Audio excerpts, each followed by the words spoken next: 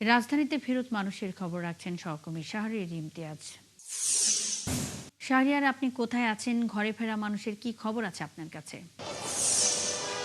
ধন্যবাদ মুন্নি। আমি এখন আছি গাবতলী বাস টার্মিনালে এবং সকাল থেকেই কিন্তু আমরা দেখতে পাচ্ছি যে ঢাকাতে ফেরত যারা যাত্রীরা আছে তারা কিন্তু ফিরছে এবং সেই সংখ্যা অনেক বেশি এবং বিশেষ করে যারা কর্মজীবী মানুষ আছে তাদের সংখ্যা বেশি। এবং আজকে যেহেতু আপনি বললেন যে আজকে সরকারি অফিস আদালত খুলতে যাচ্ছে, সে সরকারি অফিসের বিভিন্ন কর্মকর্তা কর্মচারী সেই সংখ্যাটাই বেশি। এবং আমরা যখন সকাল থেকে দেখছি যে বিভিন্ন বাসগুলোতে কিন্তু উপচে পড়া ভিড় রয়েছে এবং প্রতিটি সিটেই আসলে যাত্রী নিয়ে ফিরছে। আমরা কিছু যাত্রীর সঙ্গে কথা বলে দেখতে চাই যে আপনি তো ঢাকায় ফিরলেন, কোথা থেকে ফিরেছেন আজকে?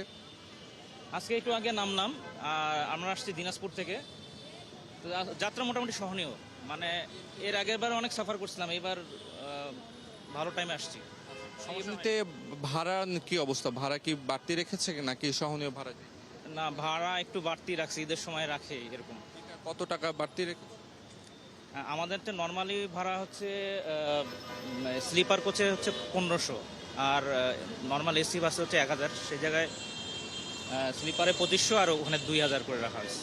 ঠিক আছে, ধন্যবাদ। তো মন্দির যেমনটি শুনছিলেন যে আসলে নানা ধরনের যাত্রী, নানা দেশের নানা প্রান্ত থেকে যাত্রীরা এসেছে এবং তাদের কাছে আসলে ভাড়া নিয়েও মিশ্র প্রতিক্রিয়া আছে। আমরা যেমন শুনেছি অনেকে অনলাইনে যারা টিকিট কেটেছে তাদের কাছ থেকে যেমন তারা বলেছে নির্ধারিত দামে তারা টিকিট কাটতে পেরেছে, আবার অনেকে বলেছে যে তাদের কাছে 100, 200, 300 টাকা বেশি রেখেছে।